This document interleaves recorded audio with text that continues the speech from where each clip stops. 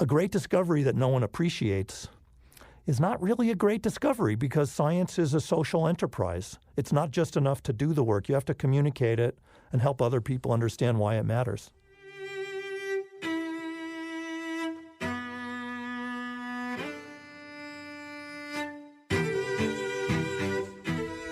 Hello and welcome. I'm Shane Parrish, and you're listening to The Knowledge Project, a podcast dedicated to mastering the best of what other people have already figured out.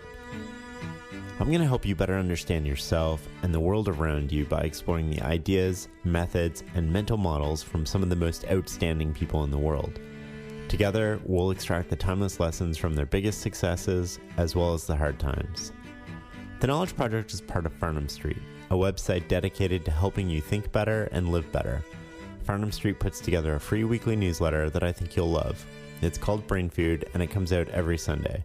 Our team scours the internet for the most mind-expanding books, articles, and resources so that you can spend less time searching and more time learning. Discover what you're missing at fs.blog.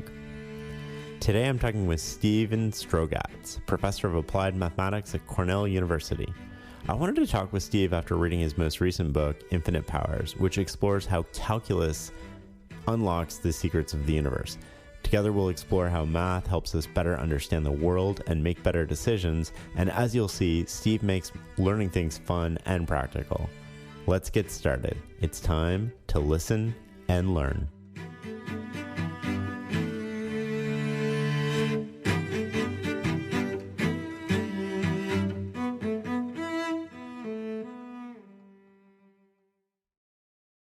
How did you get interested in math? Was it a story that pulled you in? Like, were you innately interested in it?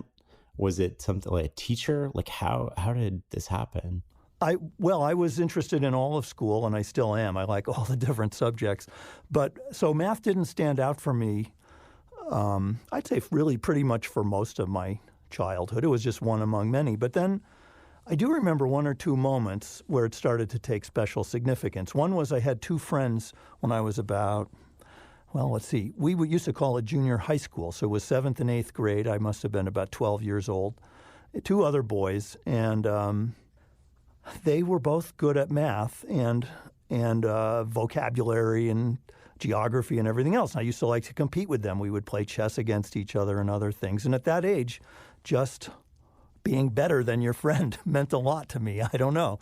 Or having them feel better than me inflicted a kind of pain. So I do remember one time getting a little higher score than this other kid on a math exam, and it just felt good.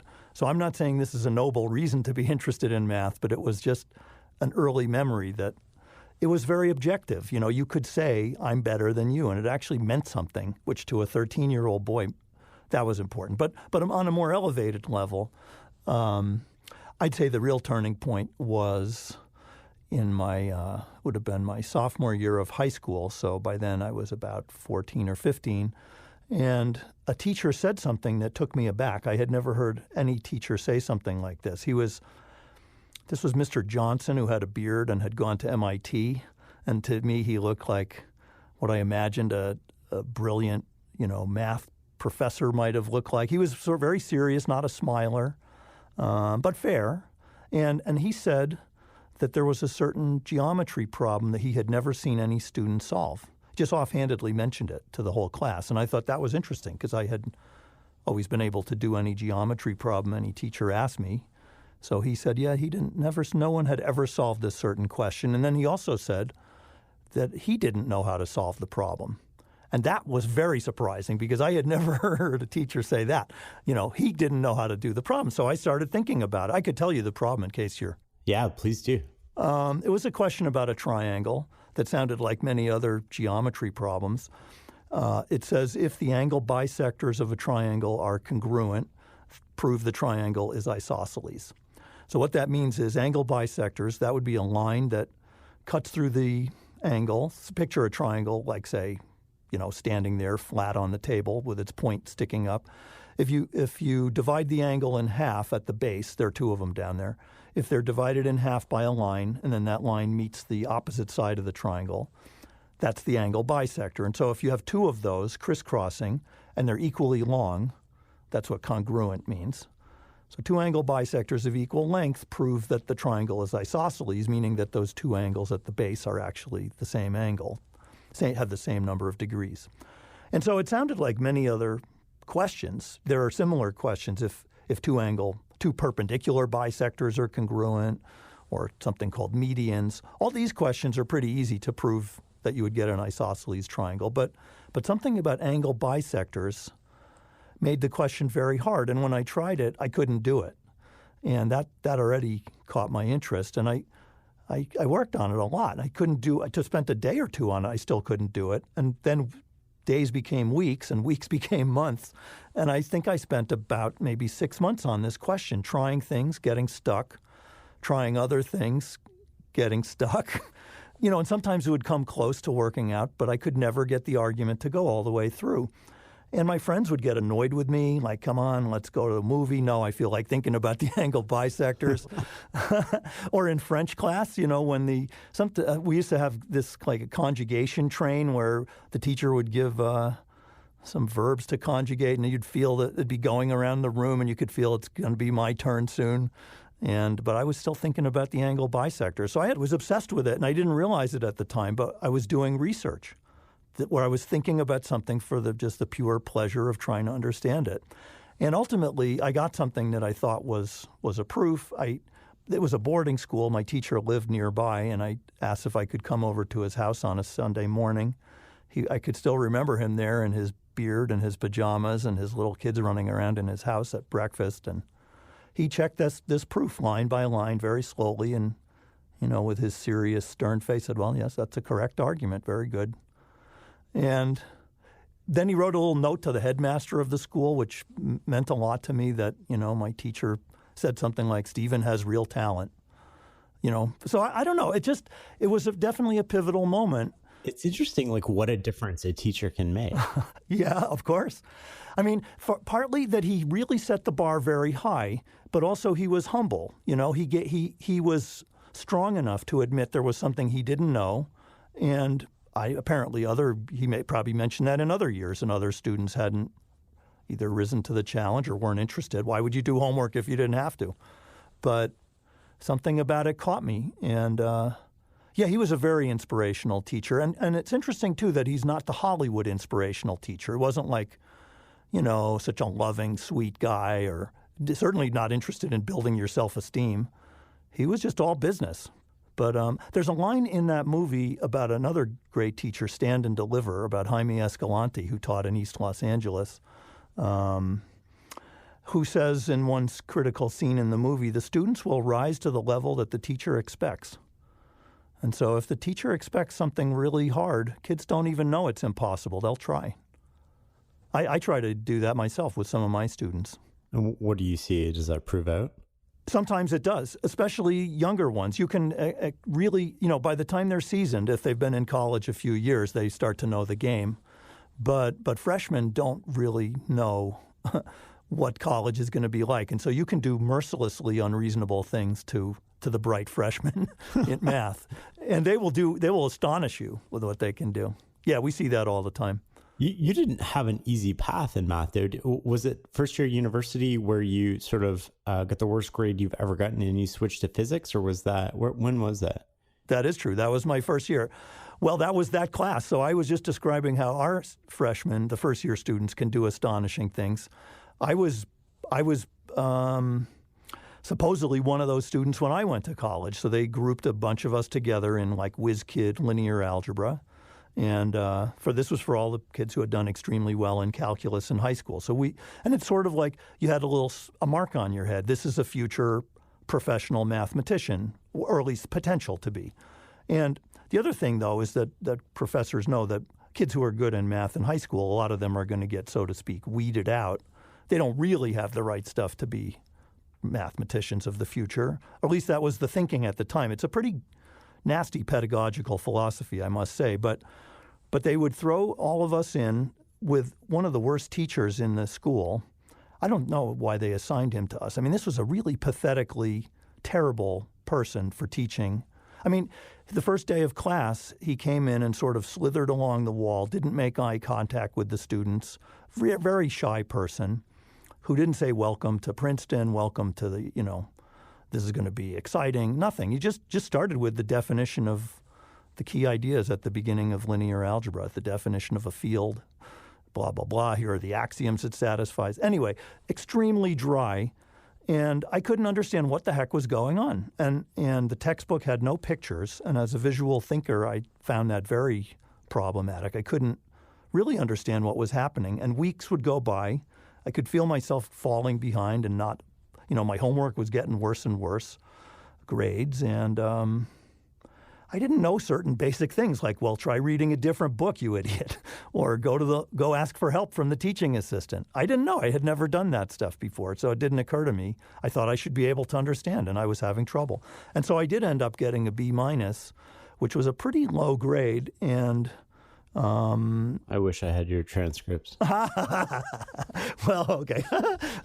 But it was a low grade, and it was discouraging because I didn't deserve a B-. I really knew that I knew nothing. I probably should have failed, but they didn't want to do that for some reason.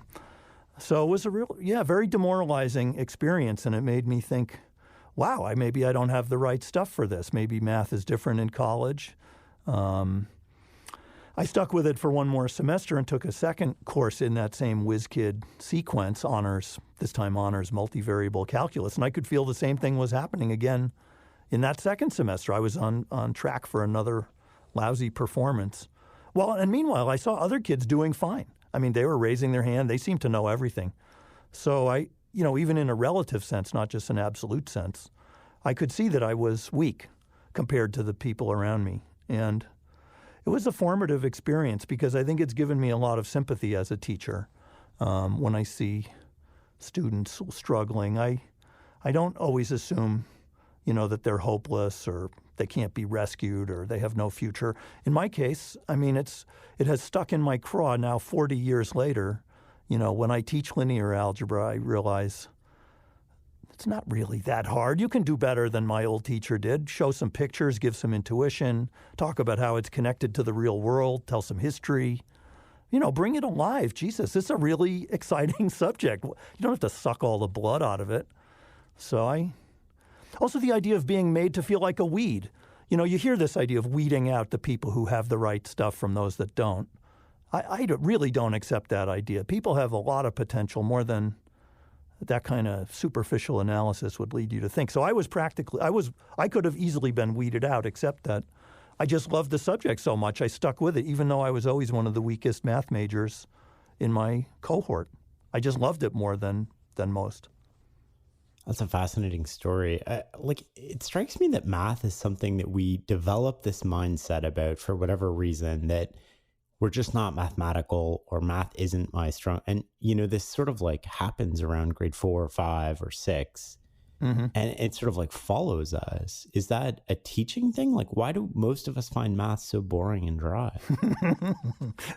You're right about that, aren't you?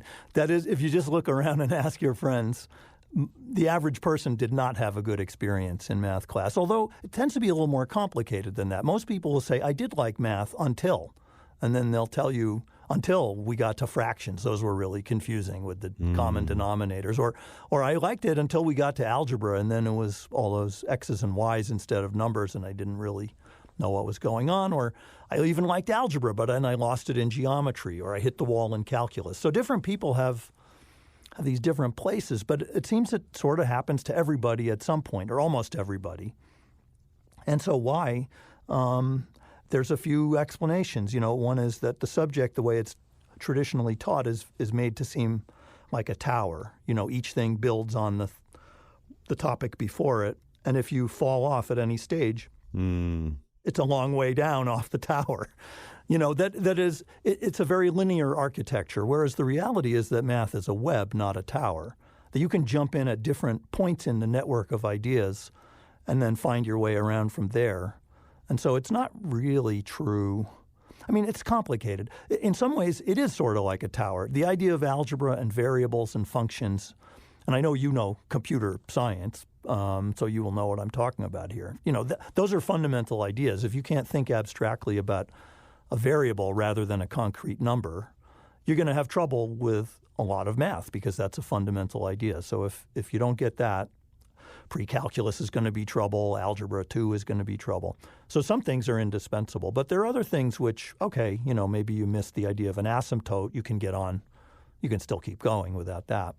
So there's that. I mean, it's partly the structure of the subject. Partly it's often taught in a very top-down way, that the teacher presents material almost like pouring liquid into a student's head. It's almost like a curriculum dump too, right? It's like we have to cover all of these things and we're going to start here and we're going to progress, and I don't care if you're interested or not. It's just this is the standard curriculum. Though you've hit a bunch of important things there.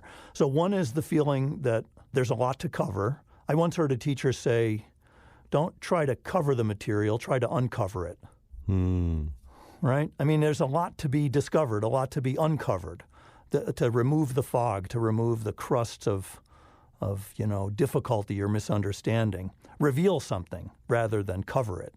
But, okay, that's just a silly use of the word cover and uncover. But the notion that there's a standard curriculum sometimes stifles exploration. There is a certain amount of exploring that even a very young student can do, where if the experience of being a mathematician is so different than that of being a student, where we're frequently in the dark and we're poking around and trying to make sense of some new territory, mathematical or mental territory.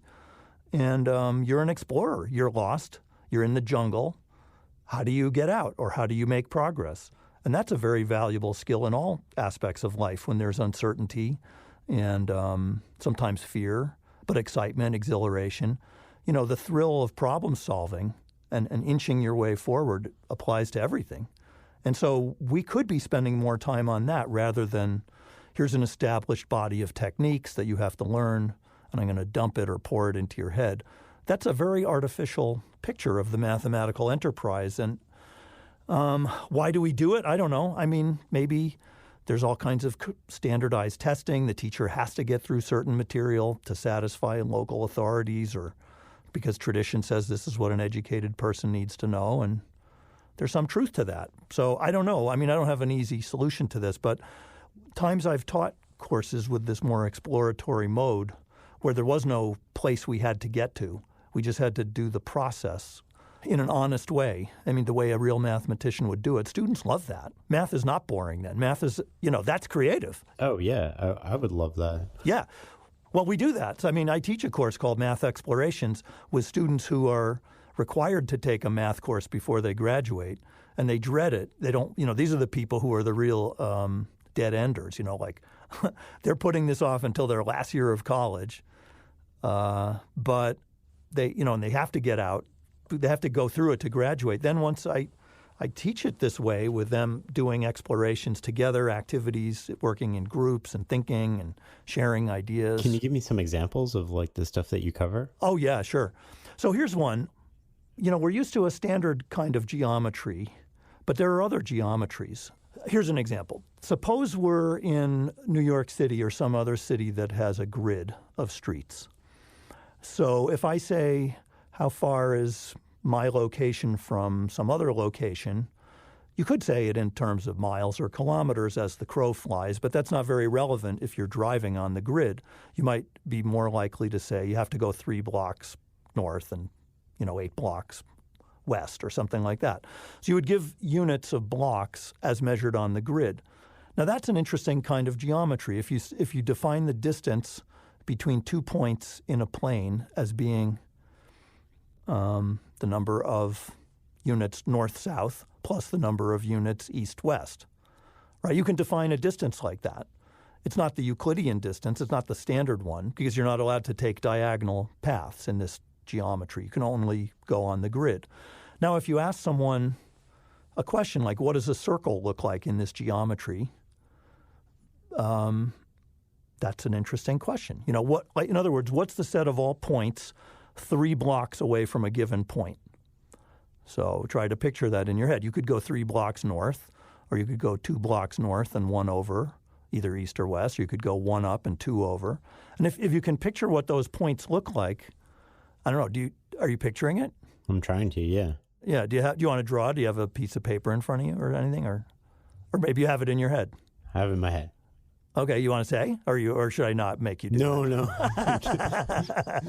I'm already going to embarrass myself enough in this conversation. Okay, all right, then I'll say. It should look like a diamond. I mean, it should look like a tilted square. Yep.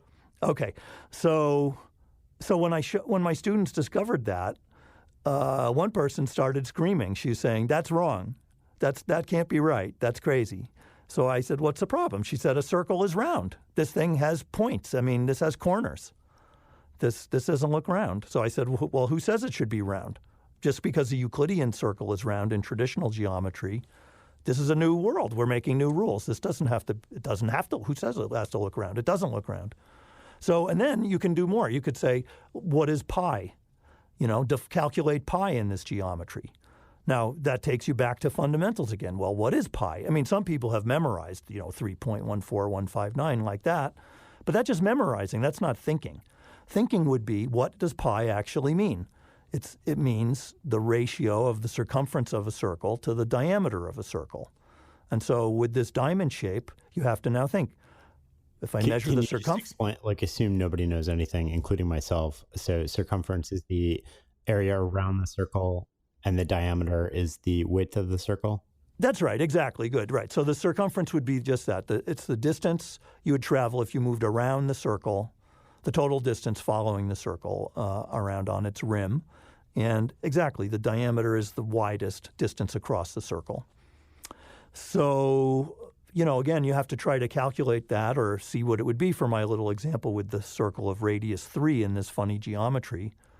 And the radius is the point from the middle of the circle to it's half the diameter, I'm guessing? That's right. Sure, that's right. The radius would be half the diameter. Right. So from the center of this... It's been a long time since I did this. Good. Okay. I'm glad it's coming back to you. So I don't know. I mean, maybe it's not so good to do it in this audio format, but I'll tell you the answer comes out to be 4. Okay. If you calculate the circumference and you calculate the diameter, you'll end up getting that they're always in the ratio. I think I'm doing it right. It's always going to be 4 times the diameter will be the circumference, which is interesting. That pi is actually a whole number. It's 4 in this geometry instead of 3.14. So, I mean, okay, what's the use of this? It's not like it's so important to have the geometry for getting around cities with grids. It's just to make the point that this is a playground. This is the realm of the human imagination. You can think of alternative geometries and explore them. And the point being, it's very empowering. The students feel, hey, I can do this. I mean, I don't tell them the answers. The whole course is based on me never lecturing. I just give them puzzles. And then they try to figure them out. Yeah, they do. And they do figure them out. And if they're stuck, I say, okay, let's figure out what to do. I mean, now you're stuck. What are you going to do? And then people learn how to get unstuck, which is really valuable to have problem-solving strategies for coping with frustration. We also talk about emotional stuff. Like, okay, we're stuck. How does that feel? Well, I'm frustrated. I'm mad. I'm curious. Whatever. And people talk. Now, there's a lot of people these days criticizing the notion of safe space. You hear this, that this is like a snowflake thing. Shouldn't talk politics, but I'm sure your listeners know what I mean. That you hear about in education, especially higher ed, that there are things that we're not supposed to talk about because it triggers people, and this is a safe space where we're not going to trigger anybody. And that's usually presented as a very negative thing that stifles free speech, et cetera. But I want to bring up the possibility, because I've lived it with these students, that when you make a space that is safe for mathematical confusion, meaning nobody's going to feel stupid here, we're all confused. Confusion is the normal state of affairs when you're trying something really hard and when you're exploring the unknown. So it is a safe space in the sense that you can trust us, that we're all on the same team trying to figure this out together, and don't worry about looking stupid. I'm confused over here too. That sounds like a great environment. It is. It is. And when you collaborate on research at the cutting edge of math, where nobody knows the answer. I mean, you can't look it up. You can't ask a professor because no one knows. And it's the same thing with science or any other thing at the cutting edge of knowledge. When you're collaborating, it really helps to be vulnerable and to have a safe enough relationship with your collaborators that you can say, I don't get this. Could you go over that again? Or I don't see what to do, or to suggest a stupid thing that someone else, rather than jumping down your throat, or they could tease you. Maybe they do jump down your throat a little. But it's ultimately safe to take intellectual risk. That's the point. As you were saying that, I remembered a momentary panic. One of my kids brought home some homework last week, and I was looking at it going, oh my gosh, I don't know how to do this. And I was sort of like, what does that mean? Does it mean he's going to think less of me? I mean, both my kids are pretty good at math, but I was like, oh, and you just start thinking and all these memories start coming back. And I was like, this is actually a really hard problem. You're in grade 5. Like, this is pretty difficult. I don't remember grade 5 being this difficult. Well, so what can you tell what you did? Well, tell us if you don't mind. Yeah, I posted it on Twitter. I even tagged you, I think, in the end of it, because I was like, you're going to be my best friend. Good. I missed it. I don't think I saw it. Did I respond? No, it was sort of, so the question I posed, so my kids are both pretty decent in math. They're way beyond me already. And it was like, you're standing on this 40-meter building, which is 20 meters away from a tree. And at a 45-degree angle, you see like the height of the tree, I think was like 15 meters or something. Like how tall is the tree? I see. I was like, oh my God, I might have butchered that, but I was like, holy cow, grade 5, I thought I was doing like multiplication and division. What the heck is going on here? Yeah. But the whole point of that was basically, you have 2 daughters. Yes. How should parents engage their kids in math? Like, rather than give them the answer, or how do we get kids excited? And how do we find that in ourselves again as we're helping our kids? Yeah, because I think the parents are critical to this, in that a parent who says, well, I never used math in my life, so it doesn't matter, that's not going to help. We have to try not to pass on our own anxieties to our kids. What I try to do, and what I would recommend other people do, is to not be afraid to admit that you don't know something. That's a big, strong reaction, to say, I don't know. Let's figure it out. Either we can figure it out by thinking about it, or we can look it up on the web. I mean, that's maybe a second best choice, but sometimes that's the best you can do. But the key being, it's okay to not know everything. Now, I suppose in some models of parenting, the parent is the authority figure, and to relinquish authority is a big concession. And so these are maybe in more traditional homes, the parent will never do that. You're not supposed to be the equal or even the lesser of your kid. But in intellectual matters, I happen to like honesty. And if you don't know something, why are you trying to pretend? You're going to get found out anyway. Right. And if you don't, it's going to be ugly. There's a scene I'm trying to remember. Yeah, it's in My Left Foot. Do you remember this Daniel Day-Lewis movie? What was the name of the guy? He was a poet. What was his name? I'm not remembering. But you know the movie I mean, right? Yeah. He's completely paralyzed, except that he can move his left foot, the young boy. And he later goes on, it's a true story, goes on to be a magnificent artist who draws fantastic drawings and does paintings with the toes of his left foot. But early in the movie, we see him with his father, and he's thought at that time to be mentally challenged, the young Patty, because he has trouble talking. And a question comes up. His older sister is working on her homework, and her father is there sort of reading the newspaper or whatever, and the daughter says, "What's 25% of a quarter?" And the father says, "That's a stupid question. You can't take 25% is a quarter. You can't take a quarter of a quarter." And then young Patty, in a very dramatic scene, starts making noises over in the corner of the room. Nobody's been paying attention to him the whole time. And someone says, "He's trying to say something. What are you saying? Go, Patty. What are you trying to say?" And they put a piece of chalk between his big toe on his left foot and his, pointer toe. And he starts scratching out something on this chalkboard. And you can tell as you're watching, he's trying to do 1/16, because 1 quarter times 1 quarter is 1/16. He has figured out 25% of a quarter is a 16th.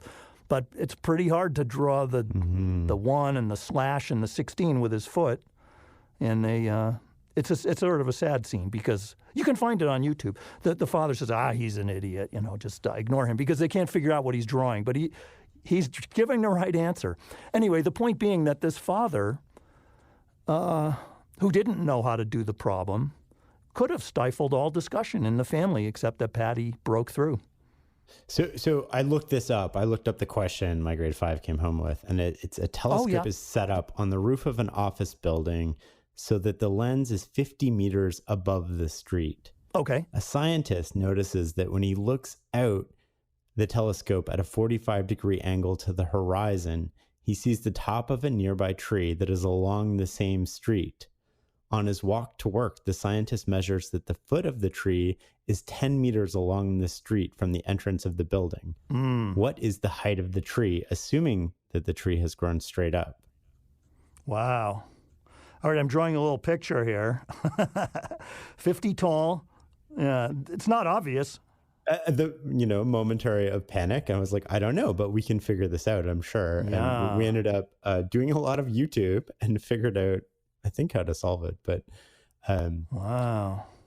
But you could easily just be like, I don't know, and then you leave this grade 5 to sort of like figure this out on his own, which probably is not an optimal strategy. But did you ever come up with the answer? I think I have an answer. How did you do it? I'll tell you if mine's right. Well, I don't know. I may be misunderstanding the question, but I've drawn a picture with something that's a line standing up that's 50 units tall, 50 meters tall. Yep. Now, when you said 45 degrees viewed from the top of the building to the horizon, it wasn't clear to me if that means 45 degrees downward.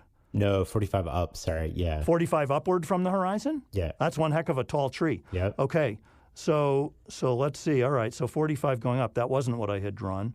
But so if I do that, that 45-degree angle makes an interesting... If I go over to where the tree is and then continue up vertically from the top of the tree, let's see. Or no, sorry, the tree is very tall. Wait, I guess I'm hitting the trunk of the tree. It looks to me like I have to go 50 plus 10. I mean, it'd be, well, is that wrong? 50, it's, geez, I'm going to embarrass myself here, the professional mathematician. But it looks like it's a 50-foot tall building. And then because you said 45 degrees, that's going to make a half of a square, right? That's a 45, 45, 90 triangle, so to speak. That's a half of a square, a right isosceles triangle, in other words. So it was 10 units over east or west to the tree. 10 units north would be to the top of the tree. So looks to me like 10 plus 50. I would have thought 60. Yeah, I guess we probably didn't do it right. What we did was... Well, I may be doing it wrong now. No, I don't. You're doing it wrong. We drew a triangle basically from the top of the building. Yeah. And then because all we had to do was calculate the height of the angle opposite the 45 degrees from the... Right. Isn't it 10? Tangent, I think. Oh, I think so. Yeah. How do you figure it out? It was like we had to use a calculation. So it wasn't exactly... Yeah, you could 10. use the tangent, but with a right triangle that has a 45-degree angle as one of its angles, the other angle is also 45 degrees. Right. Because 45 plus 90 makes 180. Yep. So that's what I mean by saying it's a half of a square. It's a square sliced along its diagonal. That's a 45, 45, 90 triangle. Okay, yeah. So it's like you're stacking a square on top of the whole picture. And so the fact is that when it's a square, the 10 units on the bottom translates into a 10 units on the vertical side. Oh, that makes so much more sense. Okay. I'm going to have But to that's go what you back would have gotten from your tangent. Your tangent of 45 would give you 1. Yeah. So you would have concluded it's 10 units up on top of the 50 that were there to begin with.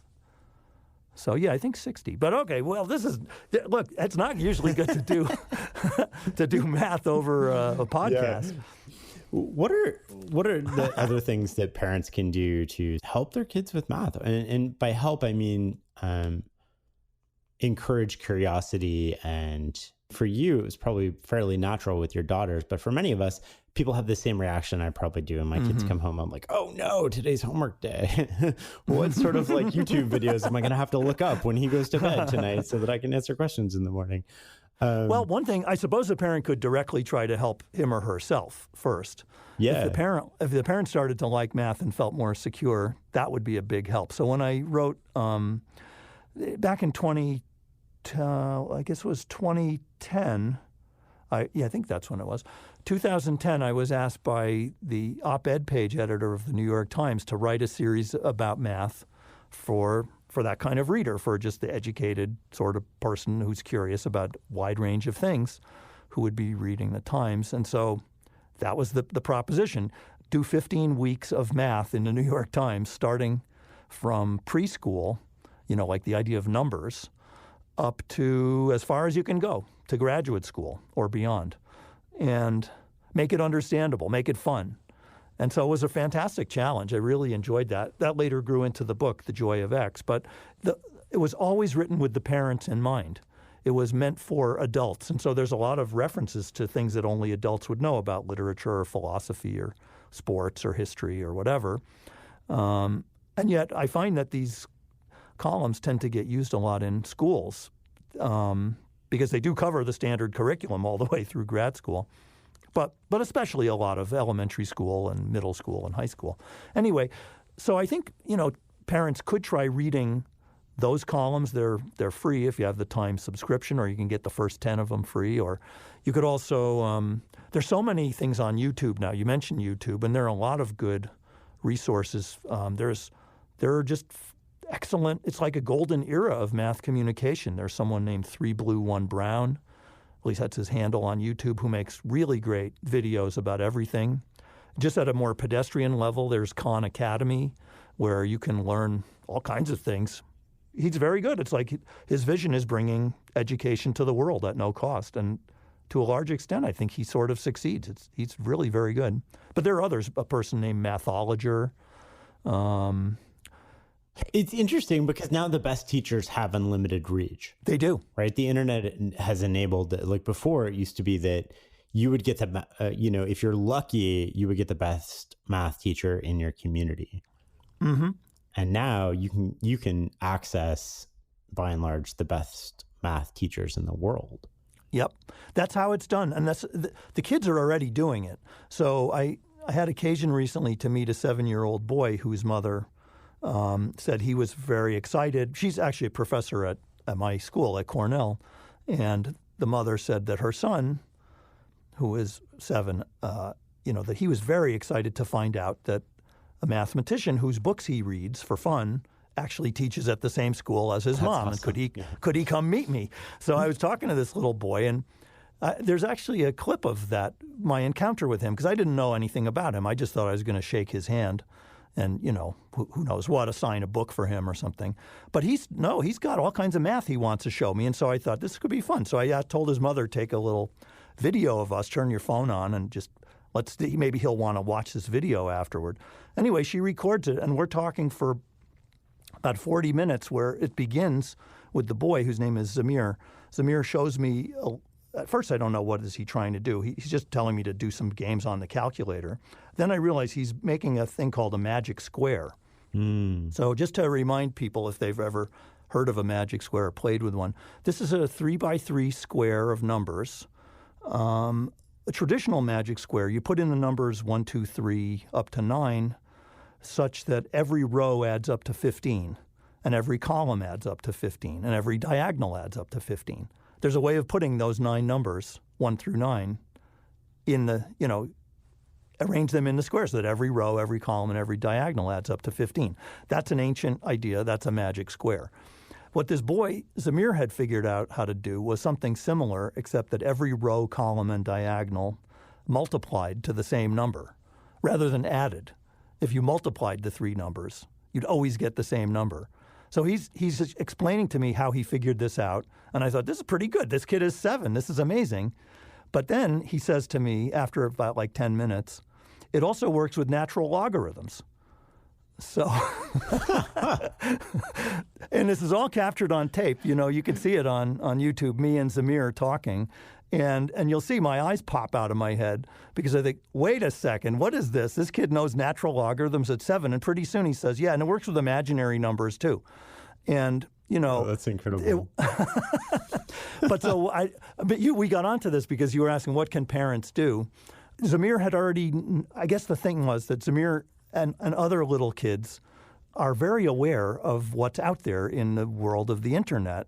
And so he knew me from the internet. He knew other mathematicians from the internet. And he doesn't really particularly read books. He watches videos. That's where a lot of learning is happening for kids today. So I would say parents should try to learn. I mean, sure, they could help the kids with the homework, but there's a lot of good learning to be had on the internet that seems to connect very well with this generation. So I would try to use that skillfully. It's not that hard. If it's a, so to speak, gifted child or someone with a lot of talent, that poses a different set of questions than the kid who's very frustrated and hates math or is demoralized or even feeling shattered about it. Because it can be super, soul-crushing. It can also just be boring. I mean, there's all kinds of different negative reactions. Some people feel ego deflation. They really feel like they're stupid. Other people can do math, but they just don't see any point to it. They think it's boring. And then there are yet others who find it very exciting. And, so there's challenges for parents of all three types of kids: the bored child, the depressed or, distraught child who has tremendous math anxiety, and then the kid who wants to do more math but is limited by the environment. So I don't know. I would have different ideas, I guess, for each one. That makes sense. Tailoring it to the kids. Switching gears a little bit, Sure. Talking about your recent book, what is calculus? Calculus is one of the greatest ideas of all time. I would say it ranks right up there with relativity theory from Einstein, with quantum theory of the atom, with evolution from Darwin. And I mean, it's just had an enormous impact on the history of the world. It's the mathematics of change. If you had to say it in one word, that's what calculus is about. How to quantify things that change, especially things that change in ever-changing ways. So it's the first part of math that can cope with the dynamics of the world. And, what do I mean? So the simplest kind of change is something moving, literally moving, changing its location from place to place. So you could throw a ball, or you could, hurl a javelin. You could be thinking about the planets moving around the sun. You could be thinking about the concentration of virus in the bloodstream of a person with HIV. After they take a combination drug therapy, their viral concentration will plummet, thankfully. And so when doctors develop strategies for the life-saving treatment nowadays, the triple combination therapy that has turned HIV into a chronic illness from what used to be a near certain death sentence, calculus played a big part in quantifying the dynamics of how the immune system interacts with the virus and what role the different drugs, that have been offered would play in all that. So that's it. I mean, calculus is the math for describing a world in flux. And since everything is in flux, you could see that it's bound to be pretty useful to have the ability to do that. Can you tell us the story of how calculus, or math, I guess in this case, and calculus influenced our treatment options for HIV? Well, okay, yeah. So take your mind back to, I'd say, like the mid-1980s, where in the West, here in the U.S. or Canada, the HIV epidemic was really starting to hit. It was this very mysterious disease. Wasn't so clear what was causing it. But the symptoms were very predictable, that a person who got infected would at first show flu-like symptoms. They'd feel kind of sick for 2 weeks, but then they get better. They might have a fever. You could see their T cells, one of the important components of their immune system had a measurable change.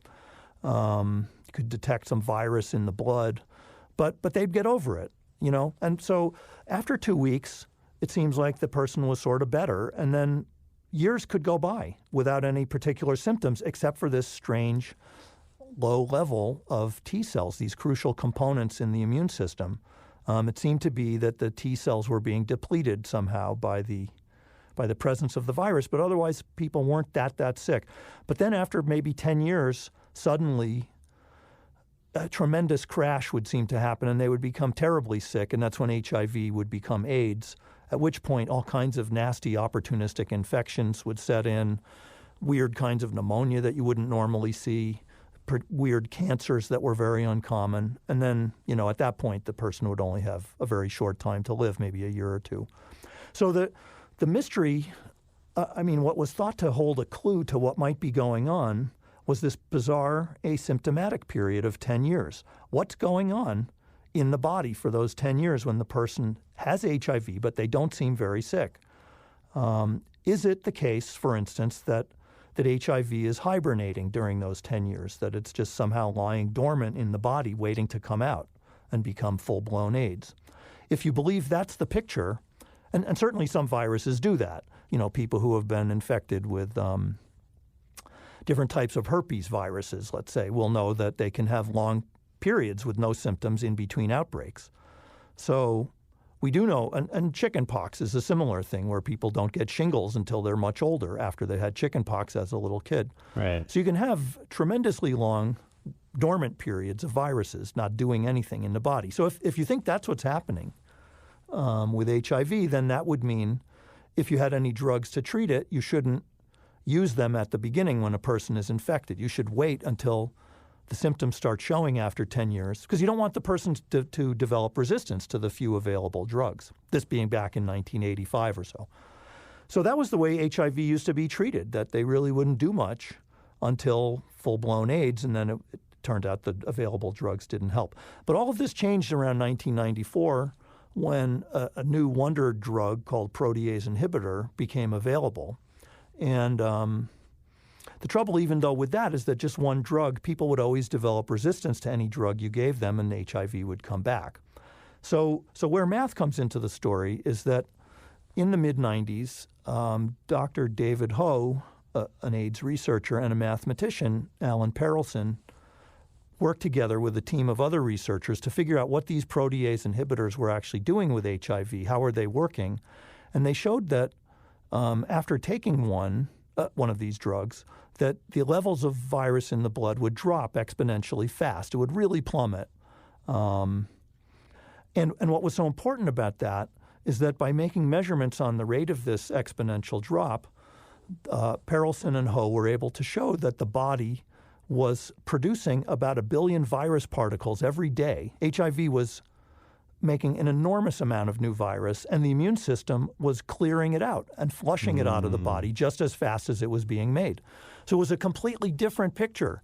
That was not the case that the virus was dormant those 10 years. In fact, it was in this all-out fury. Just a battle of attrition, basically, with your body. Yes, exactly. It was a furious battle of attrition, an all-out war that was being held to a standstill. The immune system was holding HIV at bay. Until it gets exhausted and... That's it. The math also showed that given this furious replication rate of HIV, it was no wonder that it was able to become resistant to essentially any drug. Mutations were happening so fast when HIV would get copied. Right. Because it gets copied inaccurately. I mean, it's an RNA virus with a bad copying mechanism. That's actually to its advantage because it can generate many variants that can escape any drug you try to hit it with. But what Perelson's math showed is that if you did 2 drugs, your odds were a little better because then the virus would have to do 2 simultaneous mutations. The odds of that were lower than 1.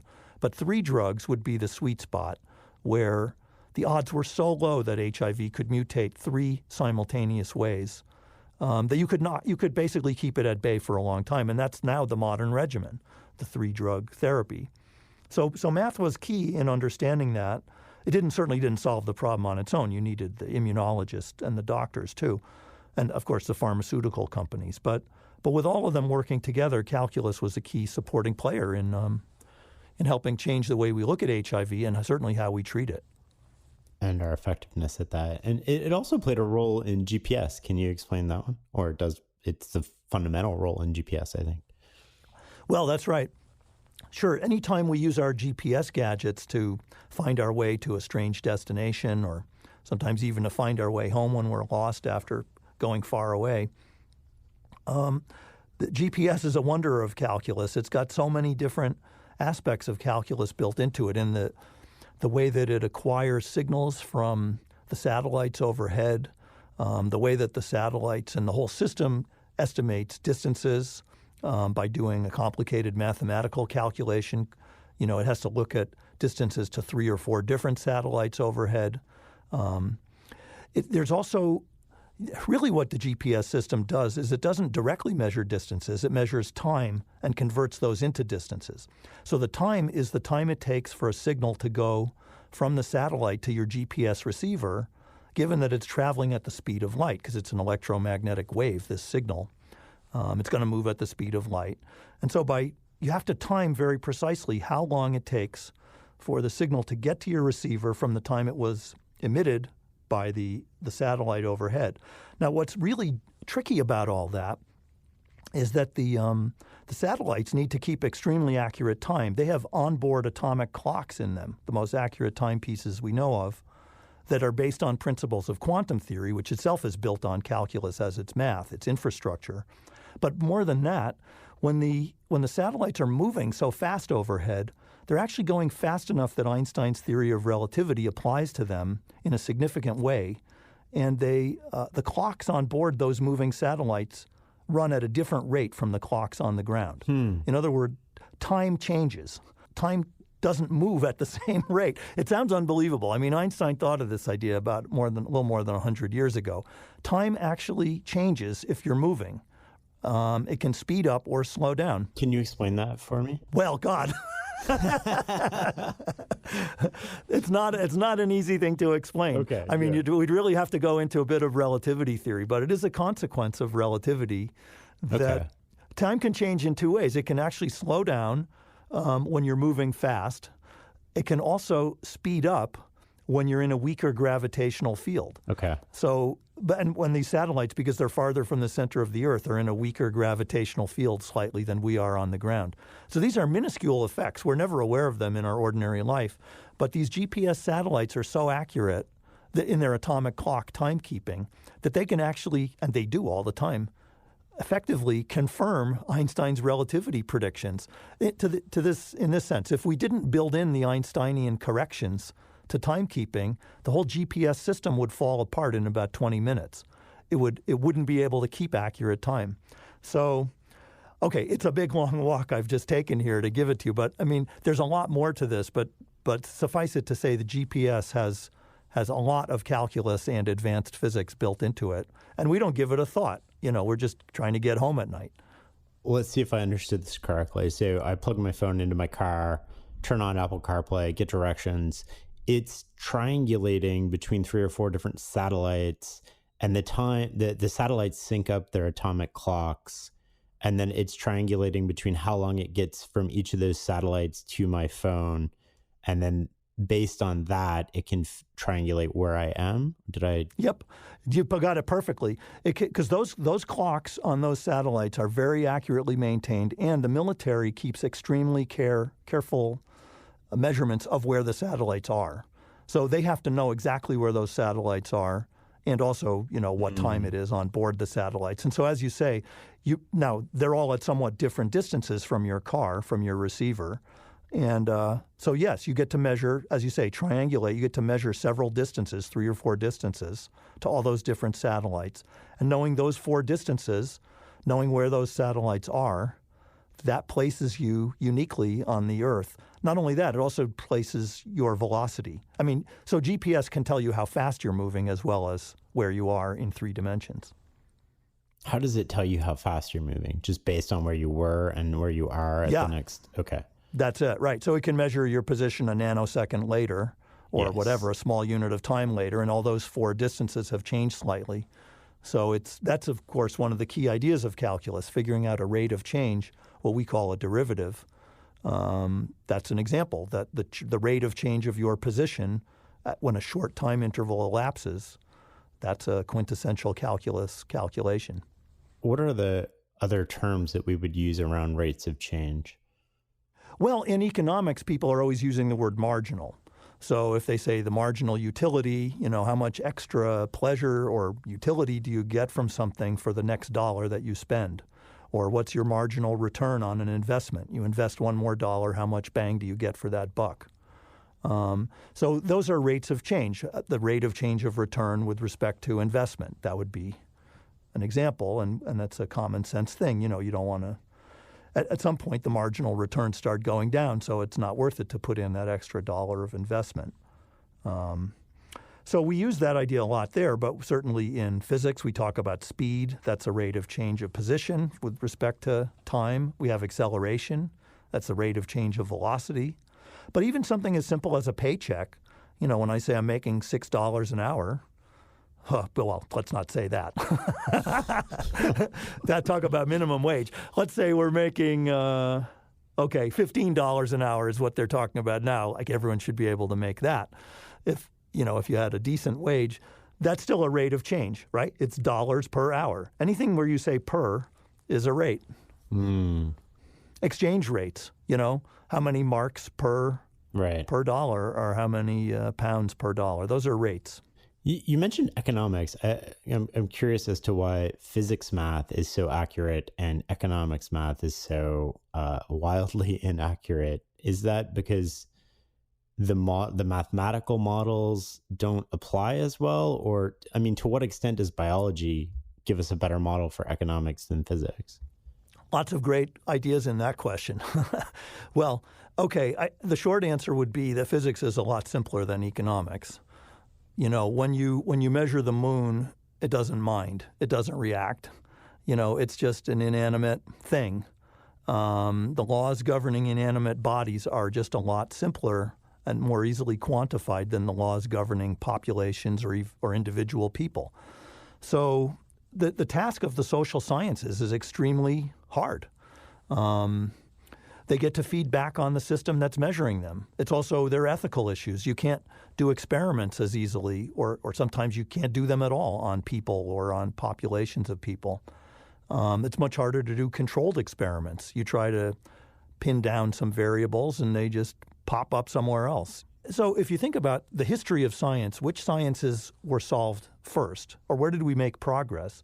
The first science to really make good progress was astronomy, which I always think is kind of surprising at first, given that the moon and the stars and the planets are very far from us. They're very remote. And you might think, why shouldn't biology be the subject where we make the most progress? It's very important, medicine and helping sick people and prolonging life and all that. You would have thought we'd devote so much attention to that, but it's not. We had witch doctor medicine for most of history, and even to this day, there's still a lot of black art in medicine. And it's because it's intrinsically complex, where astronomy, if you think about it, has a lot going for it. The motions of the planets are very repetitive and regular. The moon is very predictable. It's also very slow. It doesn't change that much from night to night. And it's very observable. You can just look up there and see what's going on and make measurements, pretty decent ones. So it's at a time scale where it's not too fast or too slow for naked eye observation, whereas the processes in the body are so fast sometimes, and the molecules or the cells involved are so small that biology is just intrinsically really hard, and economics and sociology and psychology are even harder still. Do you think biology is necessarily valuable then, or is it a matter of once we understand more, we'll be able to measure and predict with a degree of accuracy that sort of rivals physics? Or is it something that is it's inherently too complex and no amount of computing power is going to be able to solve it because it's a dynamic system? Well, I think it's closer to the second, though I wouldn't be as fatalistic about it as that. We have made a lot of progress in understanding all kinds of things about, say, arrhythmias in the heart, which are ultimately electrical problems of aberrant waves propagating in the heart electrically that shouldn't be, that are making muscles in the heart contract at the wrong times so that blood doesn't flow effectively. So there's some parts of biology where it's really almost like mechanics, the heart as a pump. But there are other parts of biology, say, emotions in the brain and mental illness, things like this are still very, very problematic. So that's in a way, it's a good thing. We have a lot of work to do that'll keep us busy for generations to come. But I think it's just in the nature of biology that it's much harder. As you say, it's very complex. There are lots of parts. Also, keep in mind that there's enormous diversity in biology, that my genes are different than yours, even though we're both human beings. Right. There's, right? Our molecules are the same, but we're configured differently, whereas in physics, it's not like that. Any two electrons anywhere in the universe are absolutely indistinguishable. There is no diversity of subatomic particles. I mean, they're different particles. Electrons are different from protons, but every electron is completely the same in every respect as every other electron. Same charge, same mass. They never break. They never age. They never chip. So in that way, physics is really simple. Whereas hemoglobin molecules, could all be a little bit different. There's also a lot of noise in biology, a lot of randomness. That's just because of molecular jiggling. It's more chaotic. It's just inherently chaotic. Yeah, so it's really hard, and it's going to keep us occupied for a while. But still, it is ultimately chemistry and physics. I mean, I don't believe in any vital spirit or soul or anything like that. I'm sure some people do, but I don't. To me, it's all material. It's going to ultimately be understood in purely materialistic, meaning I'm not talking about money, obviously. I mean, I don't think there's anything there but atoms and subatomic particles configured in increasingly subtle ways.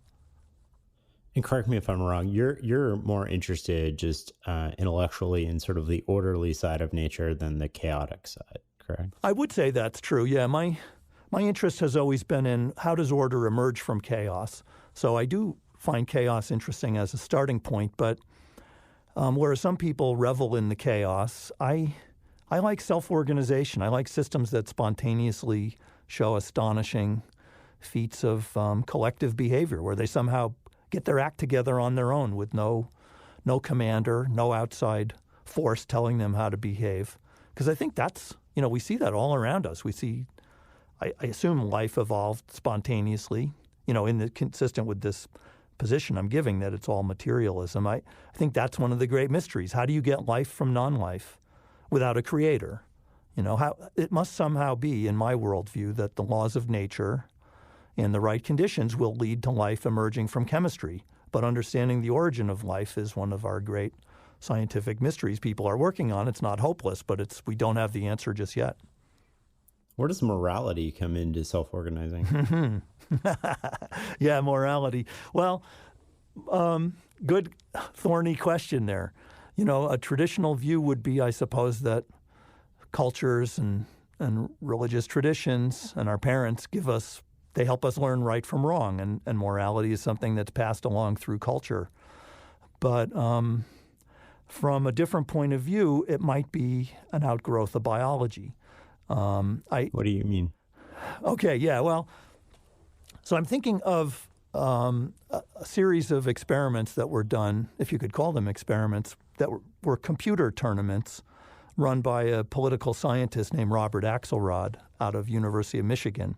So Axelrod is one of the great political scientists of our time, and he asked experts in many different domains, economics, psychology, game theory, math, physics, computer science, to come together and to submit computer programs to play this famous game called The Prisoner's Dilemma.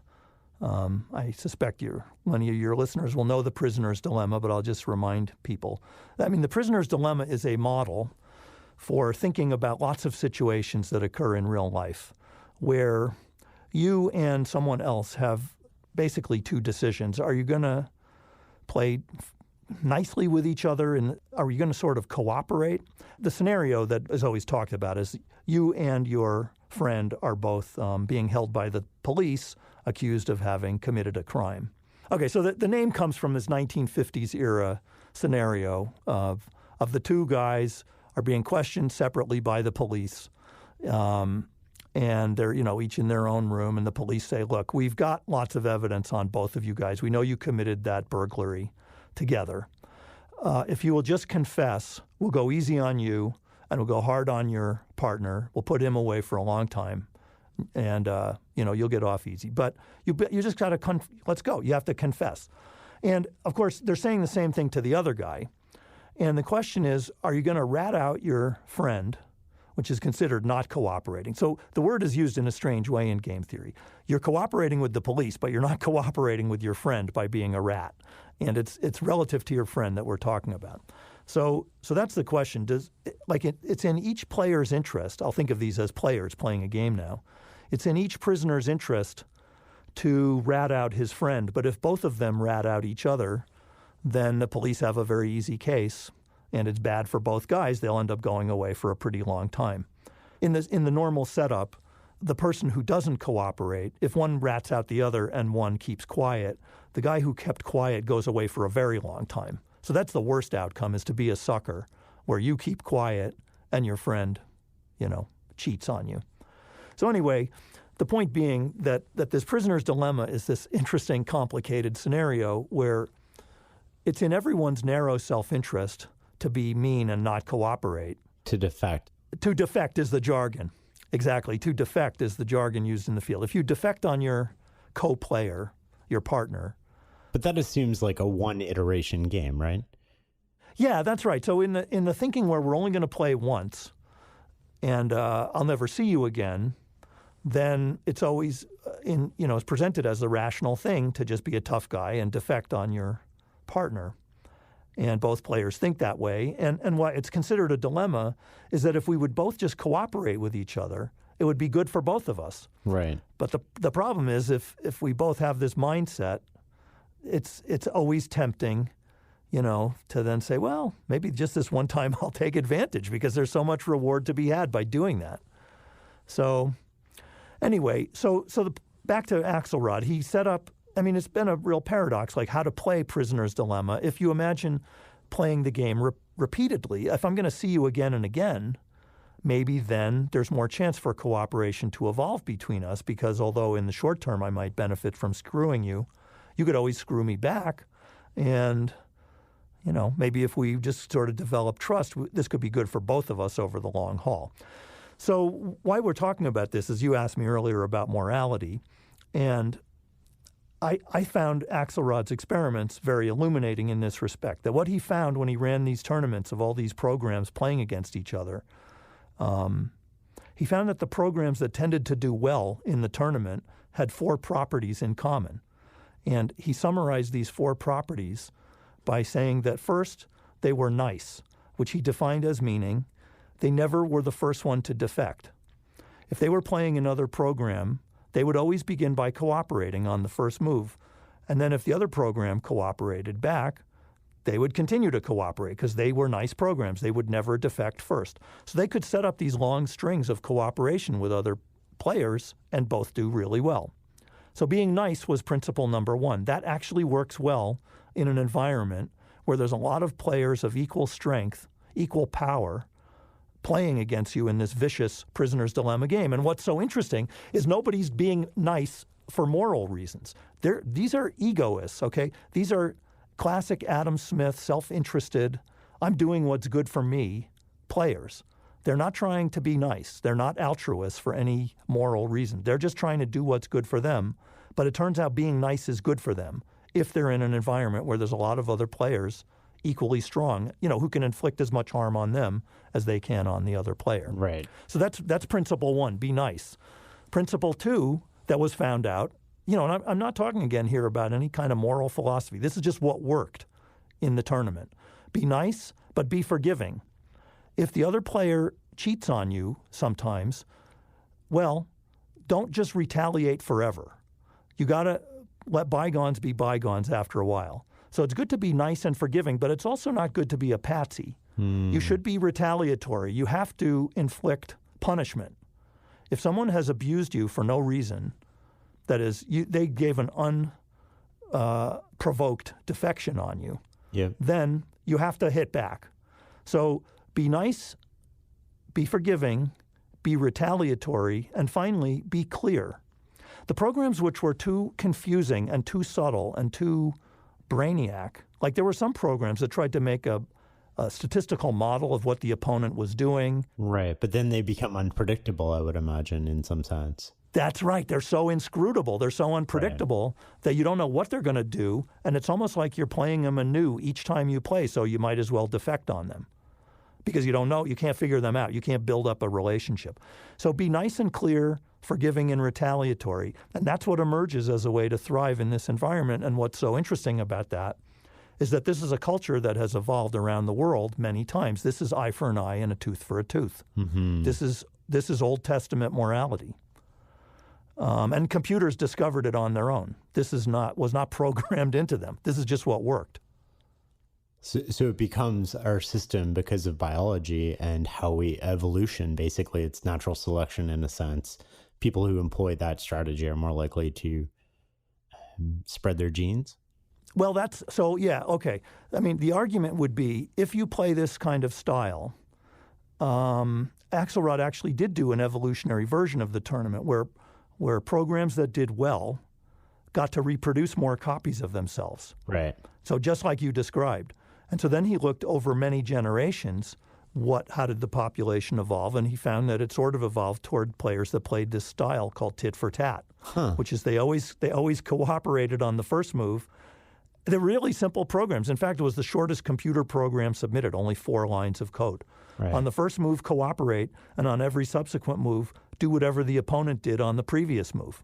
You just give it back to them. If they cooperate, you cooperate. And that's what we know of as tit for tat. Yeah, that's the tit for tat. Now, but the story is more complicated, like everything in life, because although Axelrod did find that tit for tat worked well in his tournaments, it's not some kind of universal best way to behave. It turns out it's a little too ungenerous. It's a little bit stern. And what's really, here's the weakness of tit for tat. Sometimes people make mistakes. Yeah. And not because they're mean just mistakes happen. Sometimes you are trying to be nice and a person interprets it as an insult. Now, if that person is following a tit for tat morality, and so are you, then when this accidental defection happens, they'll say, well, now I got to give it back to you. So then they'll defect, but now you being a tit for tat player have to defect on them. Now you're in this vendetta that it's very hard to get out of. I have a friend who his approach to this is forgive unless it's malicious. Yeah. Good. Well, yeah. I mean, there's a computerized version of it, which is tit for 2 tats. Right. Or some number of tats. And so there are generous tit for tats.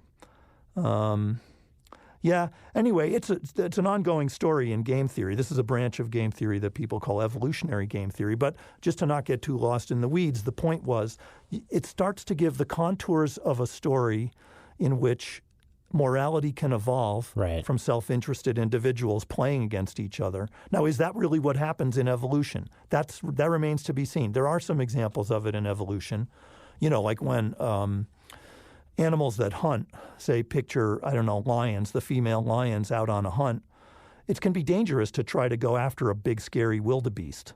And they can kick you or hurt you, when you're trying to kill them.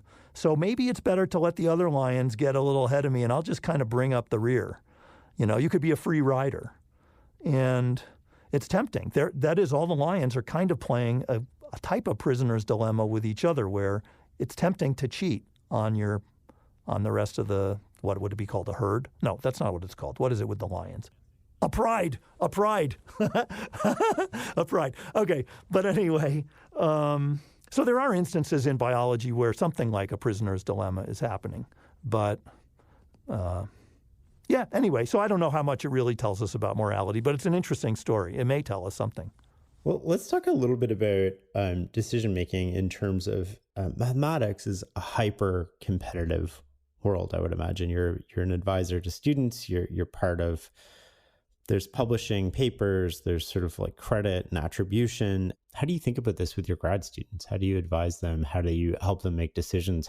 What models do they use to make decisions? Mm-hmm. It's something that we think about a lot because really the first issue for a student is what to work on. Getting a PhD is all about discovering something new, staking a claim in in the intellectual firmament, in the mathematical landscape. You know, you have to come up with something new and interesting that is yours. You have to innovate. And where do you find a good idea?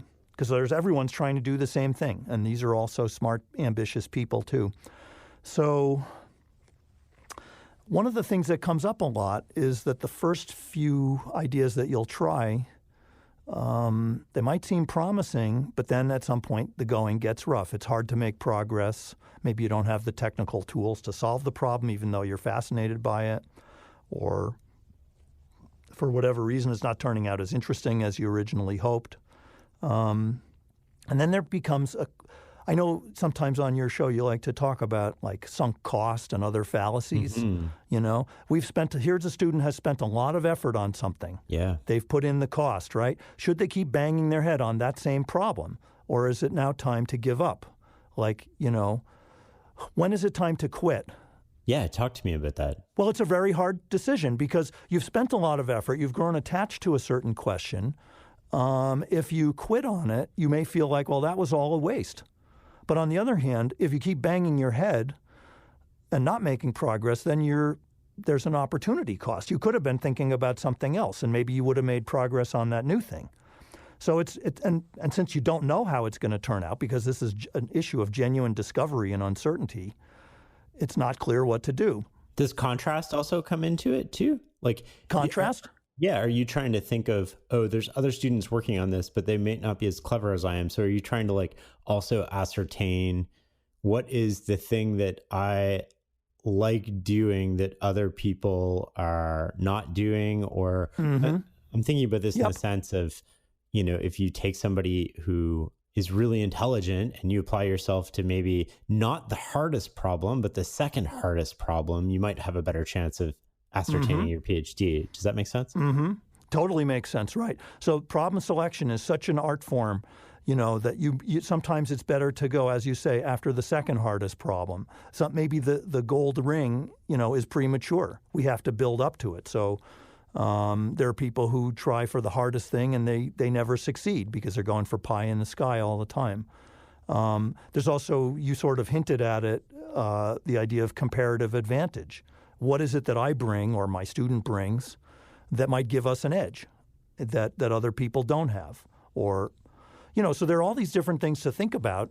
The kinds of edge that we tend to have, I mean, really, I guess me and my students, is that we're very widely interested in many things.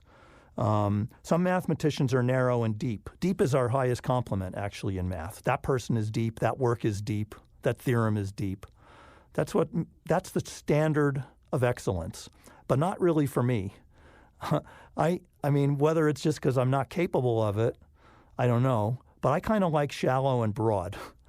Maybe shallow is, you know, too self-deprecating. But broad, there's so much to be gained by thinking out of, I don't want to say that cliche, out of the box, but, you know. Out of the square. Okay, out of the square. Being interested in wacky things like humanities or philosophy or sociology, that has often really worked well for us. How does that help you? Well, because I see problems that other people don't realize are problems. So an example would be, okay, so yeah, let me give you a little story. So probably on paper and maybe in reality, my most successful student is a guy named Duncan Watts, who was Australian. He was a physicist. He was in their naval defense force. And he wanted to go to grad school to study chaos theory, which was something I worked on a lot. And so he became my grad student. And the first few problems we worked on together, it was just like this scenario I was describing earlier, that he was getting stuck. We weren't really making good progress. One was something about the way that lymph flows in the vessels of the lymph system. It makes certain oscillations. We were interested in things that oscillate and go up and down and have cycles. You know, so as an expert in cycles, I thought maybe we work on lymphatic oscillations. That could be important, but we couldn't make progress. We kind of got stuck. We didn't know enough about the lymph system.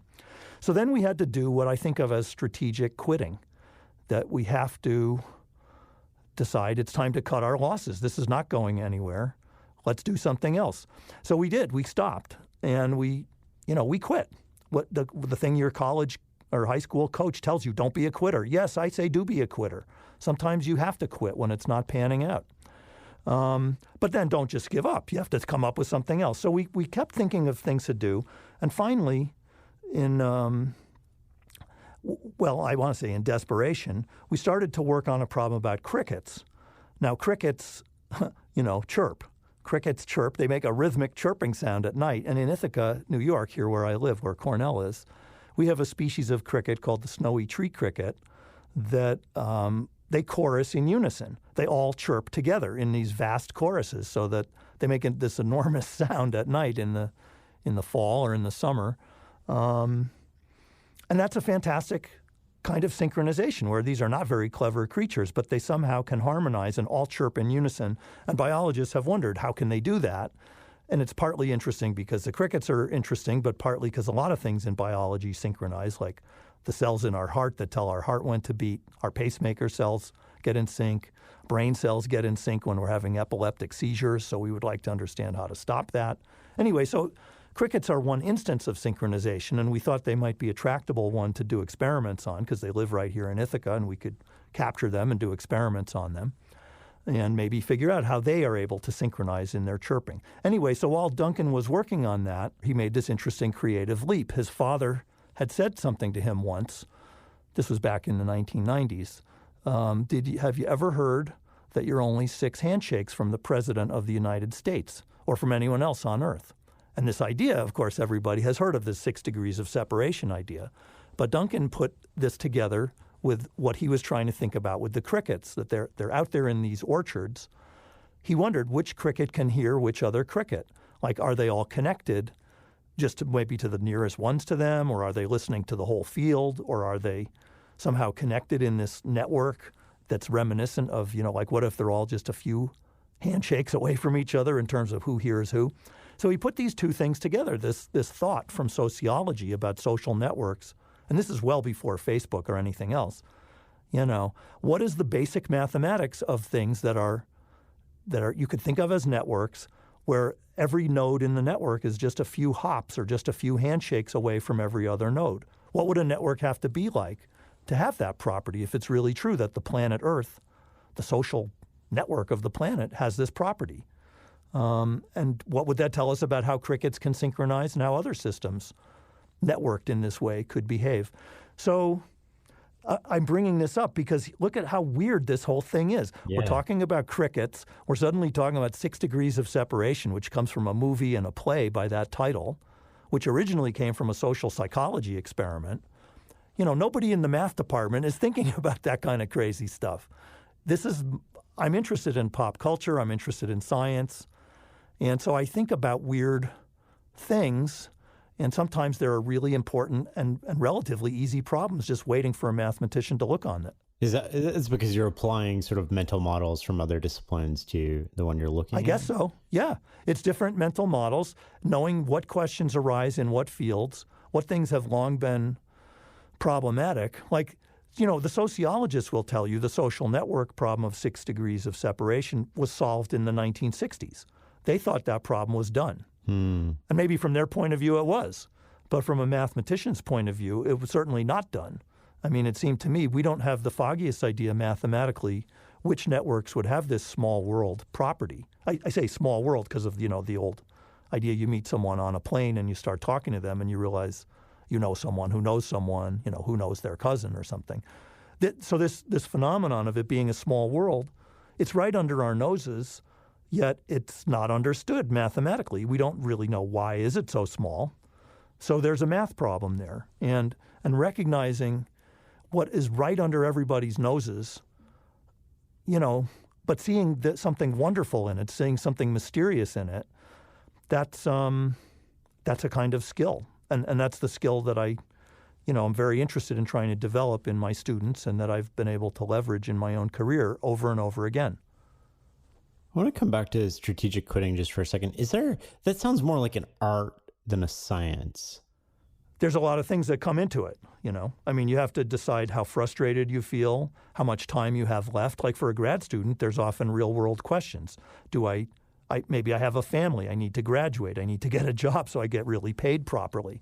In that case, we better quit that much sooner and make sure your next problem is that much more tractable. It's almost like with stocks and bonds and things. There's safe investments that don't return that much. There's riskier investments that might return a lot but could also go belly up very easily. So you have to think about, similar issues, right? Like, what's your time horizon? When do I need to get out of here? How much payoff am I looking for? How much am I willing to gamble? So all those different things go into the thinking about what question should I work on next. Does anything else come to mind when you're asking that question of your students or yourself? Yes, a big thing is personality. In Duncan Watts' case, since I was just talking about him with the cricket problem that became the small world problem, and maybe I should just say, it's gross, it's kind of going to come off like bragging, but just to finish that thought, this paper is now among the 100 most highly cited papers of all time in any scientific discipline. It's the biggest home run I'll ever hit in my life, for sure. And long after I'm dead, it's the one thing that Duncan and I will be remembered for. This was a monumental, game-changing bit of work that started from, from just a crazy question. Yeah, I love those solutions where you're pulling something from other disciplines and you're seeing something that nobody else sees, even though it exists within the world. Yeah. So as far as what does it take to, how do you decide about the quitting?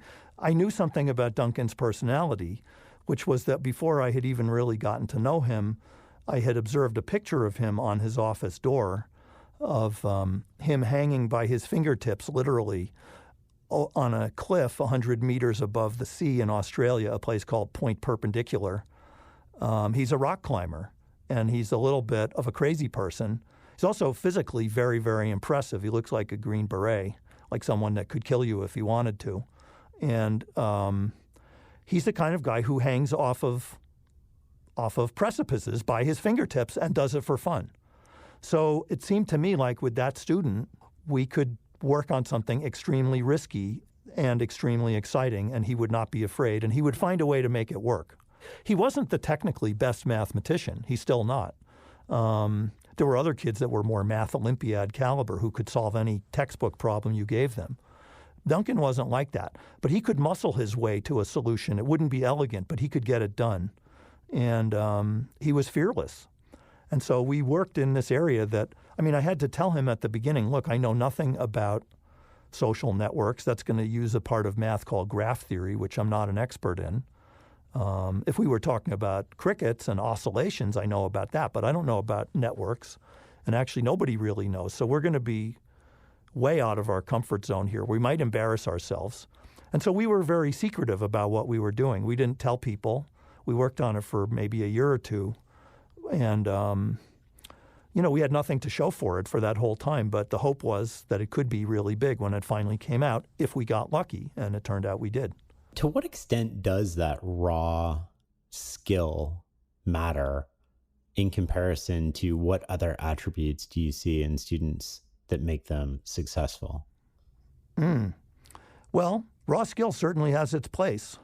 If you don't have any skill, and I'm talking like skill in the sense of technique, like if you were a composer and you couldn't really play, on the piano to hear what you're trying to compose, you're going to have trouble. And in math, you have to have certain technical skills. And I'm sure in every discipline in computer science, if you can't program with some facility, there's only, so much you can do. But skill is so much what we emphasize. Technique, I guess I should call it. Technique is so much what we emphasize in school, and it's just one part of the portfolio. Courage is a big part. Judgment. These are hard. They're intangible. I don't even really know how to define a lot of these. But a nose, having good taste, knowing what's going to be cool if it works, knowing what other people might find interesting. Like my dad. My dad didn't go to college, neither did my mother. But my dad had a shoe store, and he said to me, it doesn't matter what shoes I want to buy. You have to know what sells. You have to know what the people want to buy. And so it's sort of true in research. It might sound a little mercenary to put it that way, but we're sort of in the business of selling ideas. I don't literally mean for money. Our currency is status and getting nice jobs and getting recognition and also the thrill of discovery and all that. But still, a great discovery that no one appreciates is not really a great discovery, because science is a social enterprise. It's not just enough to do the work. You have to communicate it and help other people understand why it matters. It reminds me of this story where a guy goes into a tackle shop and looks at the lures and says, do the fish eat do they go after these green lures? And the guy working there says, I'm not selling to the fish.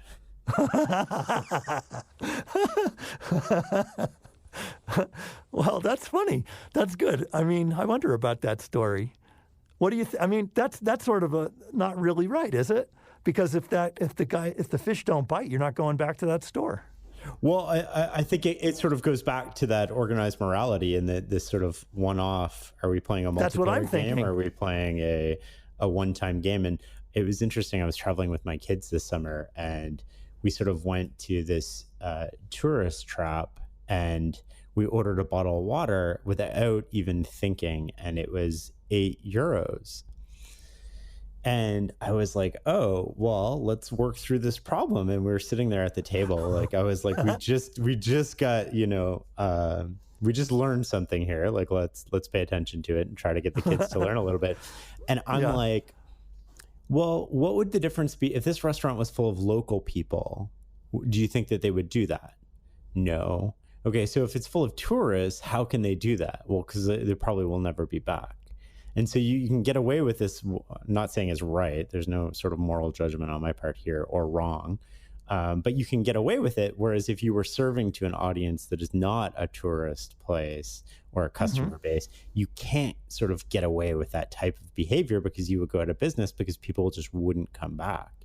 But when you're the place in town for this particular type of piece of cake that the town is known for, everybody goes there and you order cake, and then of course you get thirsty, and the cake is cheap and the water is ridiculously expensive.